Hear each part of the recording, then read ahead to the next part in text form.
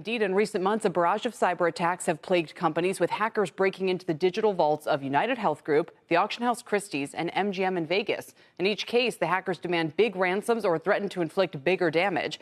And on Thursday, as we mentioned, a notorious hacker group called Shiny Hunters claims it breached the data of 560 million Ticketmaster users globally in a recent cyber attack, according to multiple reports. Joining us to talk about that and what's going on more broadly, Dave Kennedy, co-founder and chief hacking officer of Binary Defense.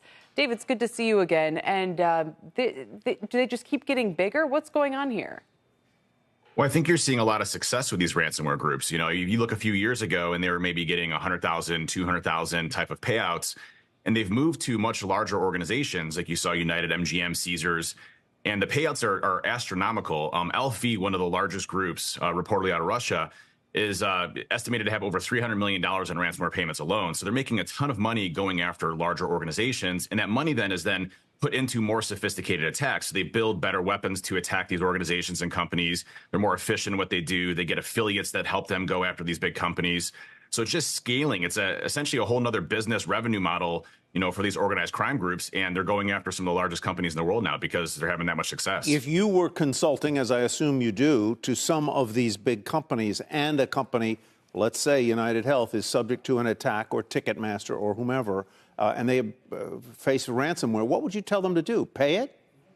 You know, it's such a tough decision when you're in these organizations. I mean, some of them, you know, if they don't pay it, they're completely going out of business. I mean, I've been in meetings before where I've had the CEO break down, cry because they have to pay a ransom because their business is literally going to go out of business if they don't.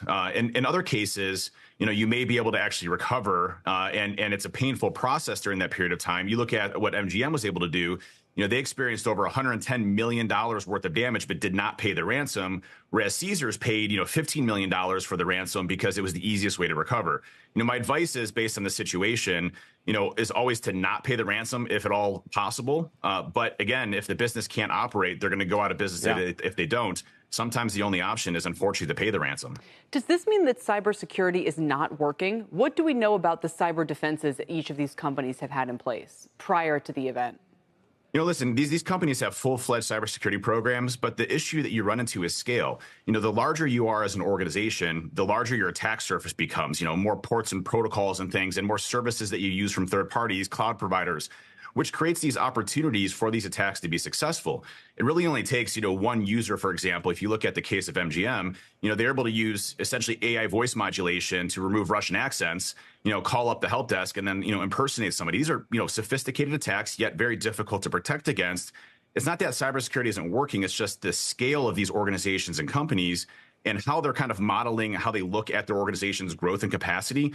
Technology, you know, increases complexity within an organization. If they don't have a solid security program based on its foundations, you know, it gets very difficult and challenging for these organizations to really scale their cybersecurity programs, let alone their technology footprint. Let me ask the same question in a different way. Are the bad guys winning, or are the good guys winning? Who's ahead here? You know, it's tough because you look at Russia, for example, and, you know, every country is kind of known, or, you know, home locations are always known for their delicacies, right? You look at Chicago, for example, you know, you have your, you know, pan pizzas. You have Ohio, which is known for their majestic pierogies, which is dumplings and you know, potatoes.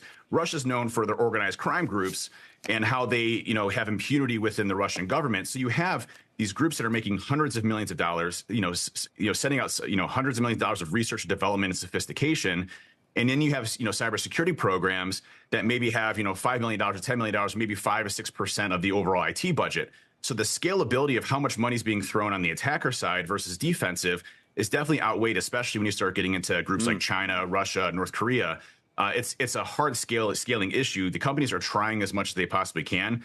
But unfortunately, you know, we're still really behind the curve across the United States, across almost all organizations and companies when it comes to trying to withstand these types of attacks. But Dave, they don't have unlimited, as you know, they don't have unlimited cash to throw at this situation. And if they're going to get hacked anyway with ransom demanded, why waste, you know, just to choose a figure, $1 million a year on cybersecurity that's not going to prevent an attack when you could just pay $15 million for the ransom if it's demanded of you? You know, I mean, it's a very weird situation. Look, a lot of homeowners and car owners grapple with the same kind of thing, you know, or health insurance. You know, do you just take the risk, or do you pay the money and get sick anyway, or have these bills anyway? Do you really, is the industry able to function, or is there something more that needs to be done regulatory wise to try to help these companies out?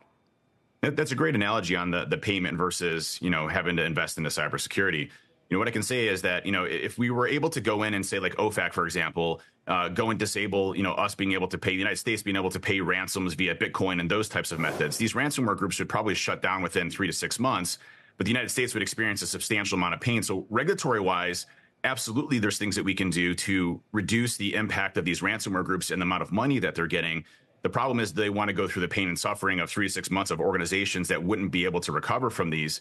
I think the big thing here on cybersecurity is that, it is all about reducing risk. It's not eliminating risk, as is anything you get insurance. It's, helping with situations that you didn't think would actually occur. Cybersecurity is very much the same thing. What these organizations really need to focus on is reducing the risk in their core critical systems like customer information, intellectual property, trade secrets. Focus on those, scalability wise, and then work on the rest of the organization as you go along. And I think a lot of them miss that mark. They try to secure everything, which isn't necessarily possible.